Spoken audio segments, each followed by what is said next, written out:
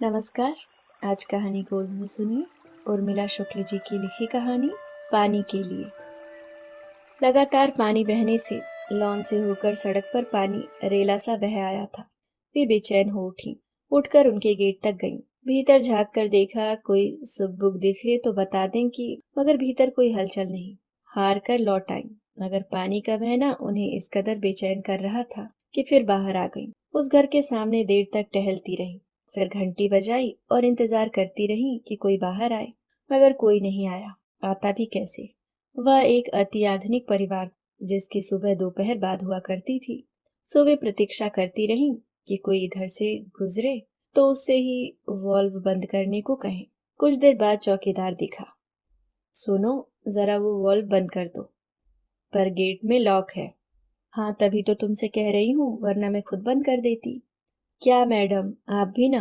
पानी ही तो है, कौनो आगी तो लगी नहीं है कि हम किसी के घर पर कूद जाएं। वह चलता बना।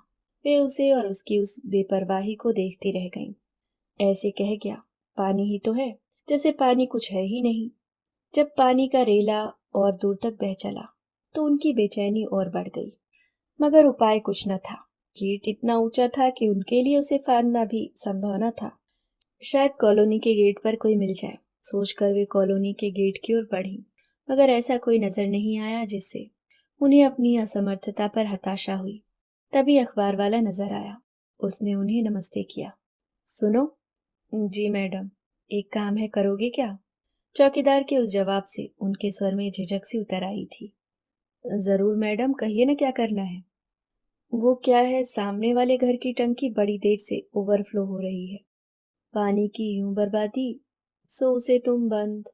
झिझकते हुए कहा। जी जरूर। वह तत्काल उनके साथ चल पड़ा। उफ, पानी की ऐसी बर्बादी। सड़क पर बहते पनाले को देख उसने अफसोस किया और गेट फांद कर वॉल बंद कर दिया। थैंक यू बेटा। थैंक्स तो आपको देना चाहिए, कम से कम आपने इतना सोचा तो, वरना लोग पानी की कदर ही कहाँ करते हैं। वो देखिए कितना मोटा पाइप लगाकर गाड़ी धोई जा रही है। जो काम आधी बाल्टी पानी में हो जाता, उसके लिए 50 बाल्टी का खर्च। पानी की कीमत तो हम झुग्गी वाले जानते हैं। 24 घंटे में एक बार आता है नल, वो भी सिर्फ 1 घंटे के लिए। उसी 1 घंटे में पूरी झुग्गी को पानी भरना होता है। 2 बजे रात को उठकर अपनी ओसरी, अपना बर्तन रखकर नंबर लगाना, फिर बर्तन की रखवाली में अधरतिया से जागरण करना। बिन पानी सब सून, हम जानते हैं इसका मर। आप भी समझती हैं, सो आपको थैंक्स। वे भीतर जाने को मुड़ी। कुछ शब्द उछलकर कानों के भीतर जा पहुंचे। चौकीदार सवेरे की पाली वाले गार्ड से कह रहा था, ये देखो, ये पानी जैसी चीज के लिए किस कदर परेशान थी कि दूसरा के घरवा में आदमी कुदाई दिया। वे घर के भीतर घुसी रही थीं कि पगला गई हैं शायद। वह वाक्य उनकी पीठ पर धप्प से लगा। फिर उन दोनों की हंसी का संवेद स्वर। उनकी हंसी कानों में ठहर गई। ये इलाहाबाद से हैं, वहां गंगा और यमुना का असीम जल है, सो ये क्या जाने कि पानी क्या है। पहले मैं भी कहाँ जानती थी, तभी तो अम्मा से कुतर्क करती, पानी बहाए से धन का नाश होता है, दरिद्र आता है। वे कहती, कहाँ अम्मा, तुम भी ना। पानी और धन का कोई मेल है क्या? पानी से धन मिलता है भला? तब पानी का बाजार नहीं पनपा था और पानी सहज सुलभ था। अम्मा पढ़ी लिखी नहीं थी, उनके पास विज्ञान आधारित तर्क नहीं थे, मगर अनुभव की थाती थी। उन्होंने बाढ़ सूखा सब देखा था, पानी की अहमियत जानती थी। अब तो वक्त ने मुझे भी समझा दिया है कि पानी क्या है। इसी पानी की खातिर तो। और उनकी आंखों में 20 साल पहले के दृश्य उतर आए। पहली पोस्टिंग थी महाराष्ट्र और छत्तीसगढ़ की सीमा से सटा गांव निपनिया। उस गांव के आसपास का इलाका बहुत पथरीला था और वैसे ही पथरीले थे वहां के लोग। उसी गांव में एक पहाड़ी पर बना था उनका स्कूल। स्कूल भवन तो था, मगर बच्चे नदारद। गांव के लड़के दिन भर रेलवे लाइन के किनारे भटकते कि कोई मालगाड़ी रुके तो माल चुराएं, और लड़कियां या तो छोटे भाई बहनों को पोसने में जुटी रहती या माँ के साथ पानी जुगाड़ती। फिर भी उन्होंने कोशिश की, गांव में जाकर उनके माँ बाप से मिली, पर किसी ने सीधे मुंह बात नहीं की। एक ने जवाब दिया, हो, मी पढ़ने को भेजेगी, फिर मेरा घर वास्ते पानी तेरे को लाना होएगा, बोल लाएगी। वे चकित, लोगों ने गांव की सारी कल्पनाएं ही ध्वस्त कर दी। उस गांव से दूर एक कस्बे में रहती थी मैं। सो उन्हें स्थितियों का अंदाजा ही नहीं था। अंदाजा होता भी नहीं अगर भास्कर से मुलाकात न होती। ब्लॉक ऑफिसर भास्कर, वह गांव भी उनके एरिया में आता था। सो अक्सर उनसे मुलाकात हो जाती। बाद में तो वे साथ आने जाने लगे थे। मैं सोच रही हूँ अपना तबादला करवा लूं। उनकी नजरें शहर को जाती पगडंडी पर जा टिकी। क्यों? इस गांव में रहने से कोई फायदा नहीं। इतनी कोशिश की मगर यहाँ के लोगों को पढ़ाई लिखाई से कोई वास्ता ही नहीं। लड़कियां सारे दिन पानी ही भरती रहती हैं और लड़के रेल लाइन के किनारे डोलते रहते हैं। आपको क्या लगता है पानी जरूरी नहीं है? जरूरी है मगर सारा दिन उसी के लिए। वे उसे समझाना चाहते थे कि दो पहाड़ियों के बीच बसे इस गांव का नाम यूं ही निपनिया नहीं है। पानी का ऐसा अभाव है यहाँ कि अभाव शब्द भी बेमानी हो उठता है। जब जीवन का आधार पानी न मिले तब जीवन जीने के और साधन भी कहाँ मिलते हैं। सो इस गांव में ना तो खाने के लिए अन्न है और ना पीने को पानी, फिर भी जी रहे हैं लोग। अगर वे यह सब उनसे कहते तो उन्हें यकीन ही नहीं होता। सो आप जानती हैं ये पानी कहाँ से लाती हैं? नहीं ना, चलिए मैं आपको दिखाता हूँ। मीलों मील पैदल चढ़ाई के बाद वे एक ऊंची पहाड़ी पर पहुंचे। वहां पहाड़ी से नीचे रेत की एक पतली सी रेखा नजर आ रही थी। वहां तक जाने के लिए कोई रास्ता नहीं था, फिर भी वहां भीड़ सी लगी थी। उस खड़ी उतराई से नीचे जाने की हिम्मत नहीं थी उनमें। सो वहीं ठिठक गईं। क्यों, हिम्मत पस्त हो गई? आप देख रही हैं ना, न तो यह उतराई आसान है और न ही चढ़ाई। और नीचे उतरकर भी पानी मिल ही जाए ये जरूरी नहीं है। यह एक बरसाती नदी है। साल में कुछ दिन ही पानी रहता है इसमें। बाकी समय रेत से पानी उगारना होता है। आसान नहीं है रेत से पानी उगारना, मगर ये उगारती हैं इस नदी में छोटे छोटे गड्ढे खोदकर। फिर कटोरी और कभी कभी तो चम्मच से उस पानी को मटकी में सहेजती हैं। फिर मटकी लेकर यह खड़ी चढ़ाई चढ़ना। कई बार पानी उगरने के इंतजाम में यहीं रात बिताती हैं। बहुत सी लड़कियां जानवरों का ग्रास भी बन जाती हैं और आप कहती हैं, सॉरी मैंने तो कल्पना भी नहीं की थी कि पानी के लिए इतनी जद्दोजहद कि जिंदगी तक दांव पर। फिर गांव के लोगों से उन्हें कोई शिकायत नहीं रह गई। ऐसा नहीं था कि गांव के लोग बदल गए थे, वे अभी वैसे ही थे, उतने ही पथरीले। मगर अब उनका नजरिया बदल गया था और बदल गया था तबादले का फैसला। उन्होंने नए सिरे से कोशिश शुरू की। अब दिन की जगह शाम को गांव आती। रात को सब अपने अपने काम से निपट लेते, तब लोगों के घर जाती।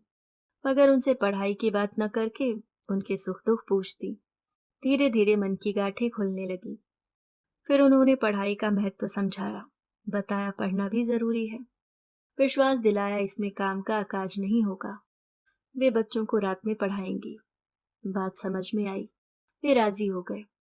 रात को निर्जन पहाड़ी पर जाकर पढ़ाना तो संभव नहीं था। सो मुखिया की पर्ची बरामदे में क्लास लगने लगी। वे खुश थीं, बच्चे स्कूल आने लगे थे। एक सपना सा पलने लगा था उनकी आंखों में। उस सपने में था निपनिया गांव।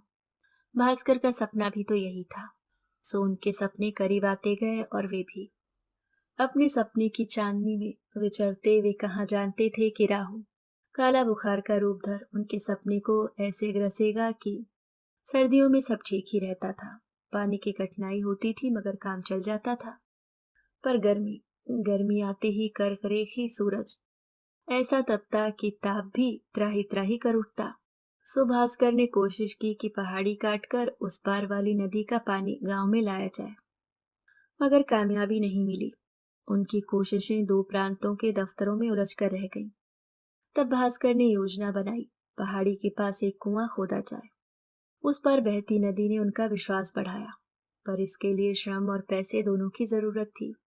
पैसे तो उन्हें जुगाड़ना था, मगर श्रम। सो उन्होंने गांव वालों से बात की। का बाबू, तू पत्थर से पानी निथारने का सपना देखता? ये सूखा पहाड़ में पानी है कहाँ? सुखूबाई के ससुर ने कहा, काकू सहीच बोलता, ये पत्थर में पानी नको। हम लोग कितना दफा कोशिश किया, फिर सब। सखाराम ने कहा। सखाराम गांव का नेता जैसा था, सो सबने उसका समर्थन किया। मगर ना उम्मीदी में उम्मीदी भर देने का नाम ही तो भास्कर था। सो पहाड़ी के उस पार नदी है ना? हाँ, नदी तो है। नदी के तीर तखार की जमीन में पानी होता है ना। सबने हाँ में सिर हिलाया। फिर पानी क्यों नहीं निकलेगा? पानी जरूर निकलेगा। इस काम में जो भी पैसा लगेगा मैं लगाऊंगा, और मेहनत हम सब करेंगे, ठीक है ना? ना उम्मीदी के अंधेरे में उम्मीद की एक किरण दिखी, तो सबने हामी भर ली। पर उस बरस बरसात हुई ही नहीं। सो सर्दियों की जगह बरसात ने ही काम शुरू कर लिया। गांव के सब माई पीला पूरे उत्साह से जुट गए। पर काम उतना आसान नहीं था जितना लगा था। पथरीली जमीन सब्बल और कुदाल की नोक को टेढ़ा कर उसे बेकार देती। फिर नई कुदाल और सब्बल लाए जाते। काम अनुमान से बहुत अधिक खर्चीला हो उठा। भास्कर ने अपना पूरा पीएफ लगा दिया। कई महीने की मेहनत के बाद कुछ नम मिट्टी मिली, तो लगा कि अब मंजिल करीब है। सचमुच मंजिल करीब ही थी। कुछ दिन के बाद गीली मिट्टी निकलने लगी। फिर एक दिन मिट्टी के साथ कुछ पानी भी उगरा, तो लोग खुशी से नाच ही उठे। वह दिन एक उत्सव जैसा हो गया था, बिल्कुल होली सा माहौल। लोग देर तक मटमैले जल को एक दूसरे पर उलीचते रहे। अब उनके दुख के दिन दूर हो जाएंगे। इस सोच ने उनमें एक नई शक्ति भर दी, और वे दुगने उत्साह से खुदाई में जुट गए। मगर नियति ने तो कुछ और ही सोच रखा था। सो उसने भेजा काला बुखार। अस्पताल, सड़क और पानी रहित गांव के लिए वह बुखार किसी महामारी से कम नहीं था। उधर सूरज की तपिश ने गांव का बचा खुचा पानी भी सोख लिया। सो मृत्यु का ऐसा तांडव शुरू हुआ कि लगा मानो यमराज ने वहीं डेरा डाल लिया हो। भास्कर ने अपनी सारी ताकत झोंक कर दवाई की व्यवस्था की, मगर उन लोगों के लिए दवा से ज्यादा जरूरी था पानी। भास्कर ने पानी के सैकड़ों कैन खरीदे, मगर प्यास तो सुरसा हो गई थी। सुबह से शाम तक गांव और कस्बे के बीच चकरघिन्नी सा चक्कर मारते रहे वे, मगर बुखार से तपते लोगों की प्यास नहीं बुझी, और काला बुखार लोगों को निगलता चला गया। सबसे त्रासद तो था वह क्षण जब सुखुबाई ने अपने ससुर को, अभी फागुन बीता भी नहीं था, मगर सूरज की तपिश जेठ को मात कर रही थी, उसने कुएं का पानी सोख कर उसे कीचड़ में बदल दिया था। दोपहर से पहले ही लू के थपेड़े चलने लगते। ऐसे में आदमी को भोजन भले न मिले, पर पानी। सो दोहरे ताप से तपते मरीजों की जुबान पर बस एक ही शब्द उभरता, पानी पानी। सुखुबाई के ससुर की जुबान भी यही रट लगाए हुए थी। हाँ, मैं देती, अब भी देती, सुखुबाई ने कहा, और उसकी नजरें शहर वाली पगडंडी पर जा ठहरी। पर पगडंडी तो सूनी थी। भास्कर पानी जुगाड़ने गए थे, मगर कस्बे की दुकानों पर तो ताला लटका हुआ था। उस दिन कोई हड़ताल नहीं थी, और न ही बंद का कोई ऐलान था। फिर भी पूरा कस्बा बंद था, कारण कोई बाबा आए हुए थे। सो कुछ ने अपनी मर्जी से दुकान बंद कर ली, बाकी दुकानें बाबा के चेलों ने बंद करवा दी। वे टोला मोहल्ला के सबको सकेल ले गए। ऐसे माहौल में वे पानी कहाँ से खरीदते? सो बहुत भटकने के बाद एक घरनुमा दुकान से 2 बोतल पानी मिला। फिर तो उनकी मोटरसाइकिल दौड़ पड़ी। उस बीहड़ की पथरीली राह पर भी उसकी रफ्तार लगातार बढ़ती जा रही थी, मगर मौत से आगे भला कौन निकल पाया है? वे पानी लेकर पहुंच पाते उससे पहले ही मौत आ पहुंची। पानी पानी रटती जुबा के साथ जब आंखें पलटने लगी, तो सुखू से रहा नहीं गया, और वह उस लोटे को उठा लाई। उसने लोटा टेढ़ा करके ससुर के मुंह से सटा दिया। घेव गंगा जल घेव, यही छमारा गंगा जल है। जब मुंह से लोटा हटाया, उन्हें मोक्ष मिल चुका था। अब सब कुछ शांत था, कोई प्यास नहीं, कोई आवाज नहीं। सुखुबाई ने होठ के कोर तक पसर आए कीचड़ को पोंछा और दहाड़ मारकर रो पड़ी। उन्हें जोखू याद हो आया, ठाकुर का कुआं वाला जोखू। सदियों का फासला, मगर स्थितियां वैसी की वैसी।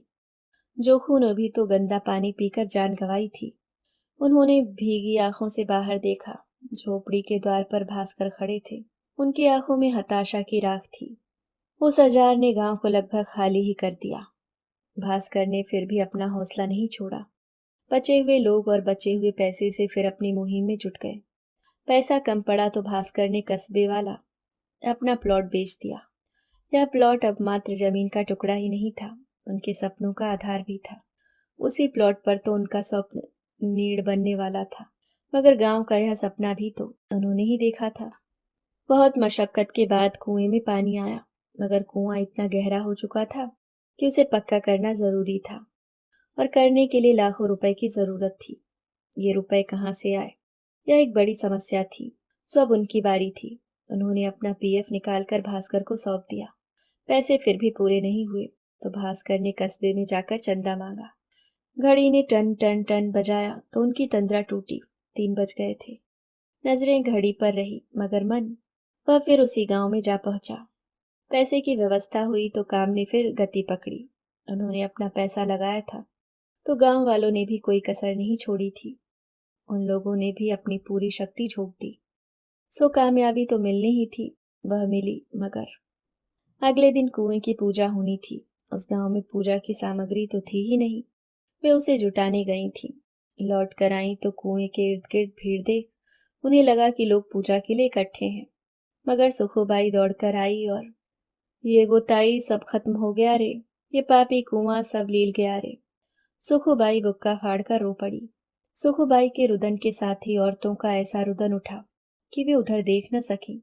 उन्होंने तत्काल अपनी नजरें फेर ली और भीड़ में भास्कर को तलाशने लगी। वे दौड़कर उनसे लिपट जाना चाहती थीं कि उनकी पीड़ा को उनका कंधा मिल जाए। उन्हें कहाँ मालूम था कि कांधा तो अब। सो उनकी नजरें देर तक उन्हें तलाशती रहीं। फिर सोचा वे कहीं गए होंगे, शायद कस्बे तक। इस विपदा से निपटना भी तो उन्हें ही पड़ेगा। सोचा फिर मन कड़ा करके उस ओर देखा तो काठ ही मार गया। कठुआई नजरों से देखती रही सब। पुलिस आई। फालिज के मारे सत्या ने पुलिस को बताया। कुएं का काम पूरा हो चुका था। बस नीचे की तरफ का हिस्सा ही छूट गया था। उसके लिए 4 लोग कुएं में उतरे थे। अब तक पानी का सोता भी अपनी पूरी गति पकड़ चुका था। सोने कामयाबी नहीं मिल रही थी। भास्कर ने समझाया कि ईंटों का एंगल बदल लें, मगर कुएं की गहराई इतनी अधिक थी कि उनकी आवाज उन तक पहुंची ही नहीं। उस हिस्से में ईंटों को फंसाना जरूरी था। सो भास्कर कुएं में उतरे। उन्होंने ईंटों को वांछित एंगल में फंसा दिया। काम पूरा हुआ। अब उन्हें रस्से के सहारे बाहर आना था। लोग चाह रहे थे कि पहले भास्कर को बाहर भेजे, मगर भास्कर ने देखा पानी में डूबे रहने से तुका का हाल बेहाल हो रहा था। सो उन्होंने उसे पहले ऊपर भेजा। रस्से के सहारे वह ऊपर आने जाने लगा। ऊपर खड़े लोग उसका हौसला बढ़ाते रहे। तुका ऊपर पहुंचने ही वाला था कि दूसरे के छोर वाला हिस्सा भराकर नीचे गिरा और देखते ही देखते वे सब कुएं में बिला गए। लोगों ने कांटा डालकर कुएं को थहाया, मगर किसी का कोई पता नहीं चला। उस गांव में कोई भी ऐसा नहीं बचा था जो कस्बे तक जाकर कोई और मदद ला पाता। जिससे पुलिस ने शवों का पंचनामा कर लिया। उनके कान सब सुन रहे थे मगर देह देह वैसी ही कठुआई सी खड़ी रही। लाशें पानी में फूल गई थी। सो जल्दी ही दफन कफन करना पड़ा। लोग शवों को गांव ले गए। लोग भी चले गए मगर वे वैसी ही खड़ी थी। ए भाई चल ना, नहीं तो दफन कफन को देरी होएगा, सत्या की आजो ने कहा। मगर वे वैसी ही खड़ी रहीं। ए पोरगी चल न रे। आजो ने उन्हें पकड़कर झिंझोड़ा और जोर से रो पड़ी। उन्होंने उनकी ओर देखा। देर तक टकटकी लगाए उन्हें ही देखती रहीं। फिर रुदन का एक सोता सा फूटा और वे उनसे लिपट गईं। उनका रुदन कलेजा चीरने लगा। भास्कर को पूरा गांव चाहता था, मगर आजो के लिए वे उनके सतिया से कम नहीं थे। बहुत चाहती थी उन्हें। सो दोनों देर तक रोती रहीं। जी भर रो लेने के बाद वे गांव पहुंची। गांव वालों में शव को दफनाने की प्रथा थी। वहीं पास ही उनका कब्रिस्तान था। सो सबने तय किया पहले भास्कर की अंत्येष्टि करके फिर बाकी शव दफनाए जाएं। भास्कर की अर्थी तैयार थी। भास्कर का और कोई तो था नहीं। सो लोगों को उनकी ही प्रतीक्षा थी। उन्होंने देखा भास्कर के चेहरे पर गुलाल लगा हुआ था और उनके गले में पत्तियों की माला डली थी। यह इधर की परंपरा थी। सुनो, हम अपना ब्याह इन्हीं तरह एकदम सादगी से करेंगे। कोई तामझाम नहीं, फूल की माला भी नहीं। बस सरई साल के पत्तों की माला डालकर एक दूसरे के हो जाएंगे। जब कोई तामझाम नहीं करना तो क्यों ना आज ही। चाहता तो मैं भी हूं मगर पानी, यह जिम्मेदारी। पर फिक्र न को, ये बरस सब हो जाएगा। तुम देखना ये बरस सरई में खूब हरियर पाना पत्ते आएगा। उससे मैं माला बनाऊंगा। 2 माला समझी। तभी लू का एक थपेड़ा लगा और यादों के शीतल झोंके बिखर गए। उनकी नजरें सत्या की दुआरी की ओर उठी। देखा सरई का पेड़ हरे हरे पत्तों से भरा हुआ था। मन में एक हूल सी उठी और आंखें बरस पड़ी। फिर सरई के मुलायम मुलायम पत्ते तोड़े, उन्हें आपस में गूंथ कर माला बनाई और भास्कर के गले में डाल उनसे लिपट गईं और बुक्का फाड़कर रो पड़ी। आंसू रुके नहीं रहे थे, मगर उन्हें बरबस रोका और उठकर अर्थी का एक बास थाम लिया। अंत्येष्टि के 10वें दिन उसी कुएं के किनारे नहान रखा गया। देखा पानी से भरे कई घड़े रखे थे। उन्होंने अंजलि में जल भरा, उसे गंगा जल की तरह अपने ऊपर छिड़का और घड़े का सारा पानी कुएं में उड़ेल दिया था। टन टन घड़ी फिर बज उठी। उनकी नजरें भास्कर की तस्वीर पर जा ठहरी। पानी की कितनी बड़ी कीमत चुकाई है मैंने, और लोग कहते हैं कि पानी जैसी चीज। बदलनी ही होगी यह सोच, बदलने ही होंगे वो सारे मुहावरे जो पानी को यूं। अभी आप सुन रहे थे उर्मिला शुक्ल जी की लिखी कहानी पानी के लिए।